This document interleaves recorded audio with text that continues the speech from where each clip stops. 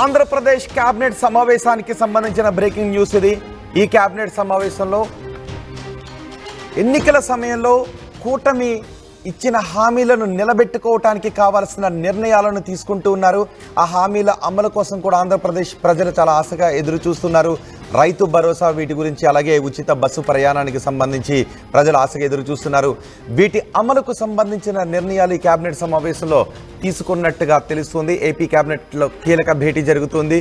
రైతు భరోసా మార్చిలో ప్రారంభించడానికి కేబినెట్ ఆమోదం తెలిపింది.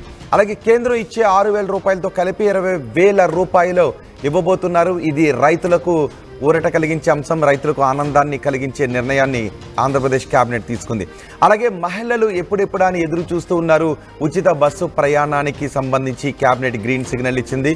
ఎన్నికల సమయంలో మహిళలకు ఉచిత బస్సు ప్రయాణాన్ని కల్పిస్తాము అని హామీ ఇచ్చింది టీడీపీ.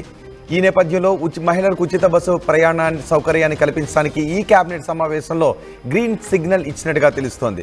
అలాగే రాష్ట్రంలో సవరించిన రిజిస్ట్రేషన్ విలువలకు కేబినెట్ ఆమోదం తెలిపింది. రాష్ట్రంలో భూముల రిజిస్ట్రేషన్ విలువలను సవరించారు. ఆ సవరించిన విలువలకు ఇప్పుడు కేబినెట్ కూడా ఆమోదం తెలిపింది. ఇక పారిశ్రామిక ప్రతిపాదనలకు కేబినెట్లో గ్రీన్ సిగ్నల్ ఇచ్చారు. పోలవరం నిర్వాసితులకు రీహాబిలిటేషన్ అంశంపై కూడా చర్చ జరిగింది.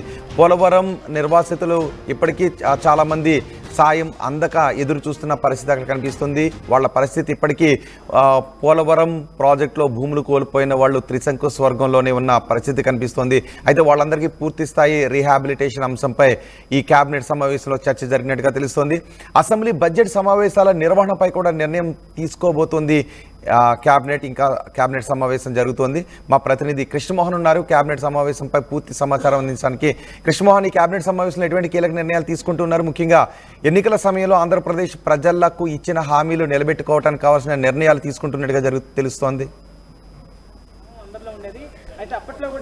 ఎస్ రోహిత్, ఈ క్యాబినెట్లో ప్రధానంగా 21 అంశాలకు సంబంధించి చాలా కీలకమైన అంశాలకు సంబంధించి అయితే క్యాబినెట్ ఆమోదం తెలిపే పరిస్థితి అయితే కనబడుతుంది. మరి కాసేపట్లో క్యాబినెట్ కూడా చివరి అంశాల మీద చర్చ జరుగుతుంది. బహుశా 19 క్యాబినెట్ అంశాల మీద కూడా ఇప్పుడు చర్చ ముగిసింది. ఇంకొక 2 అంశాల్లో క్యాబినెట్ ముగిసే పరిస్థితి అయితే ఉంది. వాటి మీద కూడా చర్చ జరుగుతుంది. ప్రధానంగా మనం కానీ చూసుకుంటే పోలవరం ప్రాజెక్టుకు సంబంధించి నిర్వాసితులు నిర్మించే ఇళ్ల టెండర్లని రద్దు చేసి కొత్త టెండర్లను పిలిచే ప్రతిపాదన మీద కూడా ప్రధానంగా ఇప్పుడు ఒక క్యాబినెట్ ప్రధానంగా అంశాన్ని తీసుకునే పరిస్థితి అయితే ఉంది. నీరు చెట్టు కింద దాదాపుగా 300 కోట్ల రూపాయలకు సంబంధించి పెండింగ్ బిల్లుల ప్రతిపాదనలు కూడా క్యాబినెట్ గ్రీన్ సిగ్నల్ ఇచ్చే పరిస్థితి అయితే కనబడుతుంది. అయితే ప్రధానంగా అమరావతి ఎస్సీ/ఎస్టీ మహిళా పారిశ్రామికవేత్తలను ఆదుకునే విధంగా ప్రభుత్వం కొత్త పాలసీని తీసుకుని వచ్చే ఒక ఆలోచన అయితే చేస్తుంది. అయితే దీంట్లో ఏ విధంగా అంటే వాళ్ళకి ఎస్సీ/ఎస్టీ బీసీ మహిళలకు కూడా ఒక ప్రయారిటీ ఇవ్వాలి. దాంట్లో దాదాపుగా వాళ్ళకు ఒక పర్సంటేజ్ ఖచ్చితంగా 34% ఇవ్వాలి అనేది ఒక ప్రధాన అజెండాగానే ఈ పాలసీ అయితే తీసుకున్నట్టుగా మనకు అర్థమవుతుంది. ఈ మేరకు ఎంఈఎస్ పాలనలో కూడా మార్పులు చేసి నేటి క్యాబినెట్కి అంటే ఎంఎస్ఎస్ దీంట్లో కూడా ఒక పార్ట్ ఆఫ్ దీంట్లో కొంత మార్పులు జరుపులు చేసి దీనికి సంబంధించి ఆమోదం తెలిపే ప్రక్రియ అయితే చేసుకుంటుంది. మరోవైపు ఈ వర్గాల పారిశ్రామికవేత్తలకు అదనపు ప్రోత్సాహాలు కూడా అంటే అదనపు ఇన్సెంటివ్స్ కూడా ఇవ్వడానికి కూడా ప్రభుత్వం ఆల్మోస్ట్ క్లియర్గా ఒక ఆమోదం వచ్చినట్టుగా ఉంది. బహుశా మరి కాసేపట్లో అరగంటలో దీనికి సంబంధించి పూర్తి వివరాలు కూడా తెలిసే పరిస్థితి అయితే ఉంటుంది. అలాగే విద్యుత్ సహా పలు విభాగాల్లో ఎస్సీ/ఎస్టీ బీసీ మహిళా పరిశ్రమవేత్తలకు ప్రత్యేకమైన రాయితీ ఇవ్వాలి అనేది వీళ్ళ అంశం. అయితే ఇప్పుడు కేబినెట్ ఆమోదం సంబంధించిన దాంట్లో ఏదైతే విద్యుత్ సహా పలు విభాగాల్లో ఎస్సీ/ఎస్టీ బీసీలకు కొంత వాళ్ళకి మహిళా వర్గాలకి దాంట్లో పారిశ్రామికవేత్తలు కొంత రాయితీ ఇవ్వాలని డిసైడ్ చేసుకుందో దాని మీద కొంత చర్చ అయితే ఈరోజు కేబినెట్లో పూర్తిగా జరిగిన పరిస్థితి. మరోవైపు విశాఖలో గాజువాక రెవెన్యూ గ్రామ పరిధిలో 1000 గజాల వరకు కూడా అభ్యంతరం లేని భూముల నిర్మాణాల క్రమబద్ధన కూడా ఒక ప్రతిపాదనకి ఆమోదన వచ్చింది. నామినేషన్ పోస్టులకు సంబంధించి ప్రధానంగా నామినేటెడ్ పోస్టులకు సంబంధించి బీసీలకి 34% ఖచ్చితంగా వర్కౌట్ అయ్యేటట్టుగా అంటే రిజర్వేషన్ కల్పించేందుకు ఆమోదం తెలుపుతుంది. అంటే బేసిక్గా 50% రిజర్వేషన్ అన్నా కూడా వాళ్ళలో వివిధ రకాలుగా బీసీలకు అంత పర్సంటేజ్ లేదు కాబట్టి దాదాపుగా 24% వరకు వచ్చే అవకాశం ఉండేది గతంలో. కానీ ఈసారి 34% డెఫినెట్గా బీసీలకి ఆ రిజర్వేషన్ క్యాబినెట్ హోదాలో రావాలి అనేది క్యాబినెట్ నిర్ణయం తీసుకుంది. ఇది నిజంగానే బీసీలకి ఒక మంచి నిర్ణయం అనేది చెప్పాలి. వాళ్ళు కూడా పదవులు అలంకరణ వాళ్ళకి సంబంధించిన ఇతర విషయాలలో కూడా బీసీలకి పెద్ద ఎత్తున ఒక ప్రాధాన్యం కల్పించినట్టుగానే అర్థమవుతుంది. అంటే 34% అంటే దాదాపు గతంలో 24% మాత్రం పేరుకి 50% ఉన్నా కూడా 24% కంటే ఎక్కువ వచ్చే ఛాన్సెస్ కనపడలేదు. కానీ ఇప్పుడు మాత్రం 34% ఖచ్చితంగా చేయాలి. క్యాబినెట్ నామినేటెడ్ పోస్టుల్లో కావచ్చు, ఇతర పోస్టుల్లో డెఫినెట్గా ఇవ్వాలనేది, అంటే బీసీలకు పెద్దపీట వేయాలనేది ప్రభుత్వం తీసుకున్నట్టుగా ఖచ్చితంగా కనబడుతుంది. అలాగే ఈ పట్టాదారు పాస్బుక్ల చట్ట సవరణకు కూడా ప్రభుత్వం అయితే నిర్ణయం తీసుకుంటుంది. AP knowledge society capacity building కింద 2025 కూడా క్యాబినెట్ ఆమోదం అయితే తెలిపిన పరిస్థితి చాలా స్పష్టంగా కనపడుతుంది. ఇక ఈఏపీ ప్రాజెక్టులకు సంబంధించి మినహా ఏపీ సిఆర్డీఏ చేపట్టే టెండర్లకు సంబంధించిన వ్యవహారంలో కూడా వాటికి సంబంధించిన పెంపు కోసం నిబంధనలకు సవరణ చేయడానికి కూడా కేబినెట్ ఒక నిర్ణయం అయితే తీసుకుంది. నామినేటెడ్ పోస్టుల్లో మనం అన్నట్టుగా బీసీ ఎస్టీలకు సంబంధించి 2019 చట్టం ఏదైతే ఉందో దాన్ని సవరణ చేసుకుంటూ అందులో లోటుపాట్ల మీద చర్చించి ఖచ్చితంగా 34% వచ్చేటట్టుగా చూడాలనేది. అలాగే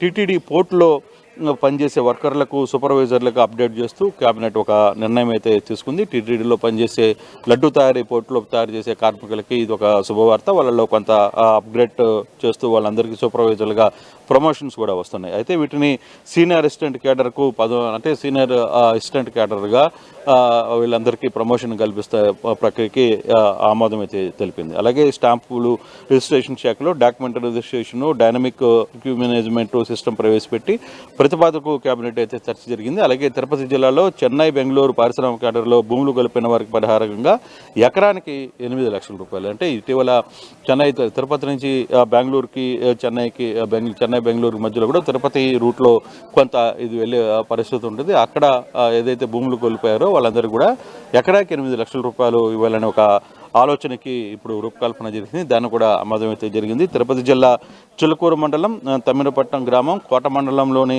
కొత్తపట్నం గ్రామం పరిధిలో కూడా పరిహారానికి పెంపొందింది. ఈ రెండింటి కూడా కొంత ఓటర్కి అక్కడున్న భూములకు కొంత ప్రభుత్వం తీసుకునే పరిస్థితి ఉంటుంది కాబట్టి వాళ్ళకు కూడా ప్రతిపాదన ఏదైతే గతంలో కంటే కూడా కొంత ప్రతిపాదన పెంచే పరిస్థితి అయితే ఉంది. భారత్లో తయారైన విదేశీ మద్యం, బీరు, తర్వాత అదనపు స్పిరిట్ల మీద అదనపు రిటైల్ ఎక్సైజ్, అంటే గతంలో భారతదేశంలో ఏదైతే తయారవుతుందో ఎక్స్పోర్ట్ చేసే విదేశీ మద్యాలకు సంబంధించి కావచ్చు, వీటన్నిటికి కూడా లైన్స్కి సంబంధించి కొంత సవరణ, వీటిలో కూడా ఎక్సైజ్ ట్యాక్స్ను సవరణ చేసే పరిస్థితి ఉంటే, మరోవైపు ఏపీ క్యాబినెట్లో మరో కీలకమైన అంశాన్ని ఏదైతే సిఆర్డీఏ పరిధిలో పనులు జరుగుతున్నాయి, ఒకవైపు ఎలక్షన్స్ జరుగుతున్న ఎమ్మెల్సీ ఎలక్షన్స్ జరుగుతున్న నేపథ్యంలో కొంత ఆటంకి జరిగే పరిస్థితుల్లో ఈసీకి కూడా వాళ్ళ ఒక లేఖ రాసి కొంత మాకు సిఆర్డీఏ పరిధిలో జరిగే పనులకి ఆటంకం కలిగియద్దు అని చెప్పి ఈసీకి లెటర్ రాసే ప్రక్రియ కూడా ప్రభుత్వం తీసుకోబోతుంది. బహుశా అది ఈరోజు రేపటి లోపల ఆ ప్రయత్నం కూడా చేయబోతున్నారు. మరోవైపు ముఖ్యమంత్రి చాలా క్లియర్గా ఇదంతా ఈ క్యాబినెట్ అయిన తర్వాత మంత్రులతో కూడా కొంత మాట్లాడే ప్రయత్నం అయితే చేస్తున్నారు. ప్రధానంగా రాజకీయ అంశాలకు సంబంధించి ఏదైతే జగన్మోహన్ రెడ్డి ఈరోజు ఉదయం 11 గంటలకి ప్రెస్ మీట్ పెట్టి ఆయన కొంత ఆ ప్రభుత్వం ఈ 7 నెలల్లో జరిగిన వివిధ అంశాల మీద ఆయన గట్టిగా మాట్లాడారు. అదేవిధంగా ముఖ్యమంత్రి తన సహచర మంత్రులకు కూడా మీరు ఏదైతే ప్రతిపక్ష నేత మాట్లాడుతున్నారో, ప్రతిపక్ష నేత మాట్లాడిన దాని మీద ఖచ్చితంగా మీరు దాన్ని కట్టడి చేయాల్సిన పరిస్థితి ఉంది, దానికి మీరు కౌంటర్స్ ఇవ్వాల్సిన పరిస్థితి ఉంది. సో లేకపోతే ప్రజల్లో అదే వేగంగా వెళ్ళే, ప్రజలకి దగ్గరగా జగన్మోహన్ రెడ్డి చెప్పిన వ్యాఖ్యలే ముందుకు వెళ్ళే ఒక ఇది ఉంది కాబట్టి డెఫినెట్గా మీరు దాన్ని ఎప్పటికప్పుడు కంట్రోల్ చేయాలి అనే అంశం మీద కూడా రాజకీయాలకు సంబంధించి వ్యవహారంలో కూడా ముఖ్యమంత్రి తన సహచార మంత్రులతో మాట్లాడు. మరోవైపు పనితీరు విషయంలో కూడా కొంత అక్కడికి ఇక్కడ కొంత తేడాలు జరుగుతున్నాయి. మరో అంటే 4-5 రోజుల్లో జరగబోయే ఎమ్మెల్సీ ఎన్నికలు అయితే పట్టభద్రుల విషయంలో కావచ్చు, ఇతర 2-3 ఎమ్మెల్సీ ఎన్నికలు జరుగుతున్నాయి కాబట్టి దానికి సంబంధించి కూడా గెలిపే ప్రధానంగా మంత్రులు బాధ్యత తీసుకోవాలి. దానికి సంబంధించి పూర్తి స్థాయిలో ఇప్పటికే